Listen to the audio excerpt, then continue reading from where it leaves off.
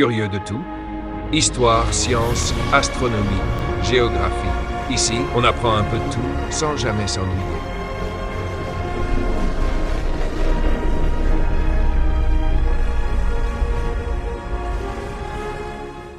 Imaginez un monde où les pommes ne tombent pas seulement des arbres, mais déclenchent des révolutions scientifiques. Notre histoire commence au XVIIe siècle, en Angleterre, dans un contexte de bouleversement politique, de peste et de découvertes scientifiques.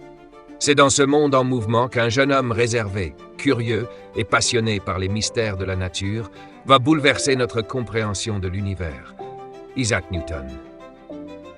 Isaac Newton naît en 1642, le jour de Noël, dans un petit village du Lincolnshire. Né prématuré, si fragile que personne ne pensait qu'il survivrait, il grandit pourtant avec une imagination débordante. Enfant, il construit des moulins miniatures, des cadrans solaires et même de petits jouets mécaniques. Ce goût pour fabriquer, démonter, comprendre ne le quittera jamais. À l'école, Isaac n'est pas considéré comme un élève exceptionnel. Il est solitaire, rêveur, jusqu'au jour où un camarade se moque de lui. Piqué au vif, Newton se lance dans un défi, devenir le meilleur élève, et il y parvient. Sous la surface tranquille se cache déjà un esprit acharné. En 1661, Newton entre à l'université de Cambridge. Là, il découvre les nouvelles idées de philosophes et de savants qui remettent en question l'ordre établi. Il se plonge dans les travaux de René Descartes, de Johann Kepler et de nombreux autres pionniers. Newton note tout, calcule tout, questionne tout. Mais en 1665, l'épidémie de peste force l'université à fermer. Newton doit rentrer chez lui. Et c'est là, dans la solitude de la campagne, que naissent ses idées les plus révolutionnaires. C'est dans ce contexte qu'a lieu la célèbre scène, parfois romancée, mais profondément symbolique. Assis dans son jardin, Newton observe une pomme tomber. Rien d'extraordinaire en apparence, mais lui se pose la question. Pourquoi tombe-t-elle verticalement?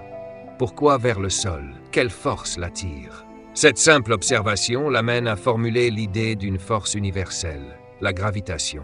Une force invisible qui relie les objets les uns aux autres, du brin d'herbe aux planètes. Pour Newton, cette force est la clé pour comprendre le mouvement de la Lune, le parcours des planètes, la chute des corps ici-bas. L'univers devient pour lui un immense mécanisme régi par des lois mathématiques. De retour à Cambridge, Newton multiplie les découvertes. En jouant avec un prisme, il démontre que la lumière blanche est composée de toutes les couleurs de l'arc-en-ciel. Il invente même un nouveau type de télescope pour le prouver, le télescope à réflexion. Puis, il s'attaque au plus grand défi scientifique de son temps, décrire mathématiquement les mouvements de tous les objets de l'univers. En 1687, après des années de travail acharné, il publie son chef-d'œuvre, Les Philosophia Naturalis Principia Mathematica, un livre monumental où il énonce ses 3 célèbres lois du mouvement et formule sa théorie de la gravitation universelle. Ces lois vont devenir la fondation de la physique moderne. Pendant plus de 2 siècles, elles guideront les scientifiques, les ingénieurs, les navigateurs, jusqu'à l'apparition de la relativité d'Einstein. Newton n'était pas qu'un scientifique. Il était aussi directeur de la Monnaie d'Angleterre, président de la Royal Society et un homme obsédé par la précision et la vérité. Il aimait la solitude, la réflexion, les longues nuits de calcul. Il disait « Si j'ai vu plus loin, c'est en me tenant sur les épaules de géants. » Et pourtant, des générations entières se tiennent aujourd'hui sur ses épaules à lui. À sa mort en 1727, Newton est enterré à l'abbaye de Westminster, un honneur réservé aux rois et aux grandes figures nationales. Son héritage, lui, ne repose dans aucun tombeau. Il vit dans chaque équation de physique, chaque satellite lancé dans l'espace, chaque description du mouvement dans l'univers. Newton n'a pas seulement observé une pomme tomber. Il a vu derrière elle les lois invisibles qui régissent tout ce qui existe. Il a transformé la science en montrant que l'univers n'est pas un chaos, mais un système harmonieux décrit par les mathématiques. Encore aujourd'hui, nous vivons dans le monde que Newton a révélé. La connaissance, ça se partage.